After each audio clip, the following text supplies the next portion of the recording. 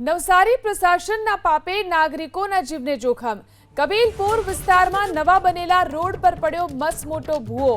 Ward number 5 માં સરકારી શાળાની પાછળ મસમોટો ભૂવો પડ્યો। પ્રશાસનના પાપના ભૂવામાં સ્કૂલ વાન ફસાતા દોડધામ મચી ગઈ। સદનસીબે પ્રશાસનના પાપની દુર્ઘટનામાં કોઈ જાનહાનિ થઈ નથી। 2 મહિના અગાઉ જ બનાવાયેલા રસ્તા પર ભૂવો પડતા સવાલ ઉઠી રહ્યા છે। નવા નક્કોર રસ્તા પર ભૂવાથી કામની ગુણવત્તા પર સવાલ। વધુ જાણકારી મેળવી અમારા સંવાદદાતા સિદ્ધેશ ફોન લાઈનથી જોડાયા છે। જી સિદ્ધેશ, જે રીતે નવા બનેલા રોડ ઉપર જ મોટા ભૂવા પડી ગયા છે, અનેક સવાલો ઉઠી રહ્યા છે ગુણવત્તાને લઈને।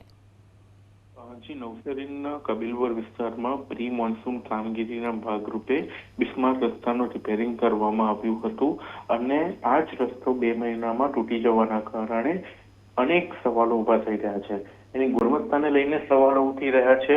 લોકો દ્વારા રોષ એ તમામ જે કામગીરી છે એને શું કરવામાં આવી છે એને લઈને સવાલો ઉઠી રહ્યા છે। આ ભૂવો પડવાની સાથે જ જે વાન છે એ હવામાં ફસાઈ હતી। સદનસીબે બાળકો એમાં નહીં હતા, જેના કારણે મોટી દુર્ઘટના ટળી હતી, પરંતુ ક્યાંક ને ક્યાંક કામગીરી ઉપર સવાલો ચોક્કસ ઉઠી રહ્યા છે। જી આભાર તમામ જાણકારી આપવા માટે। તો જોઈ શકાય છે કેટલા મોટા ભૂવા રસ્તા પર પડી ગયા છે અને આ રસ્તો પણ નવો જ બનેલો છે, ત્યારે અનેક સવાલ ઉઠી રહ્યા છે આ રસ્તાની કામગીરીને લઈને। તેની અંદર એક વાન પણ ફસાઈ હતી। સદનસીબે આ વાનમાં વિદ્યાર્થીઓ ત્યારે નહોતા, જેના કારણે કોઈ મોટી દુર્ઘટના નથી થઈ, પરંતુ મોટી દુર્ઘટનાઓ પણ બની શકે તે પ્રકારના મોટા ભૂવાઓ રસ્તા પર પડેલા જોવા મળી રહ્યા છે।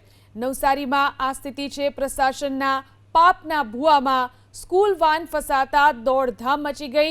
સદનસીબે તેમાં વિદ્યાર્થીઓ નહોતા, જેના કારણે મોટી દુર્ઘટના થઈ નથી, પરંતુ જે રીતે મોટા ભૂવાઓ પડ્યા છે અને તે પણ નવા બનેલા રસ્તા પર, ત્યારે રસ્તાના કામની ગુણવત્તાને લઈને સવાલ ચોક્કસ ઉઠી રહ્યા છે।